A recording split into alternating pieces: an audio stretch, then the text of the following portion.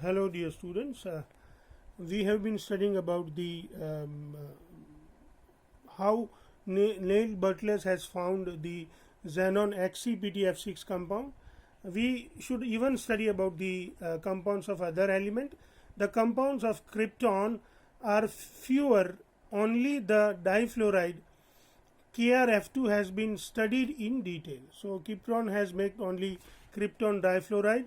Compounds of radon have not been isolated but only identified. Example RNF2 by the radio tracer techniques. So RNF2 was just isolated or just was seen or observed using the radio tracer technique. It was not isolated. Now we are going to study about the xenon fluorine compounds in details. So xenon forms three binary fluoride. One is xenon difluoride, xenon tetrafluoride and xenon hexafluoride, XeF2, XeF4 and XeF6. By the direct reaction of the element under appropriate experimental condition, we get these xenon fluorides. My dear students, we mix actually xenon and fluorine in a various ratio. So if the ratio of xenon and fluorine is 2:1, that means if xenon is in excess, we get XeF2 at 400 Kelvin, 400 degree centigrade temperature and 1 atmospheric pressure, or you can say 673 Kelvin temperature and 1 bar pressure. If we have the mixture of xenon and fluorine in the ratio 1:5, that means fluorine is quite excess, then at the temperature of around 600 degrees centigrade or 873 Kelvin and the pressure of 7 bar, we get XeF4.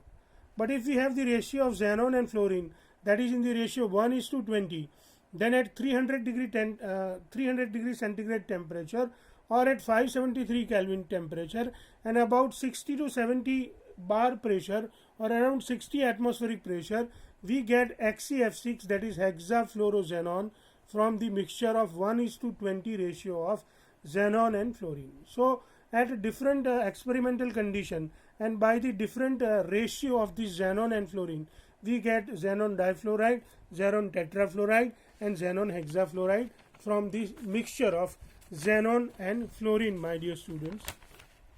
Now we shall study about the another method of preparation of xenon fluoride, xenon hexafluoride.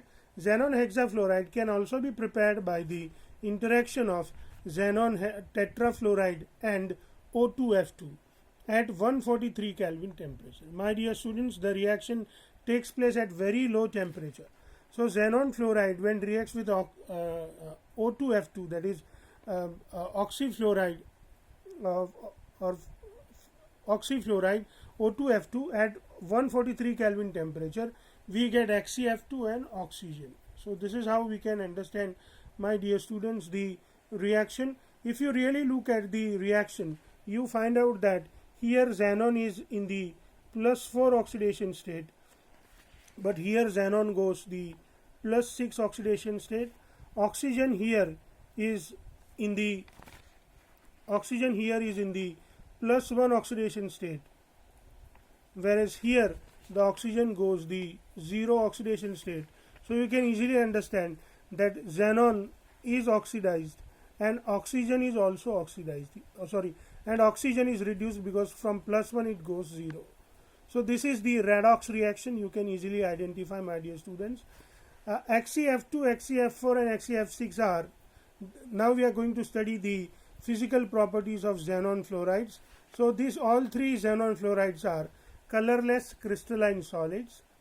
They sublime readily at 298 Kelvin temperature. 298 is hardly 25 degrees centigrade temperature. They are powerful fluorinating agent. They easily give up fluorines. So we are going to study their reaction as a fluorinating agent. They are readily hydrolyzed even by the traces of water.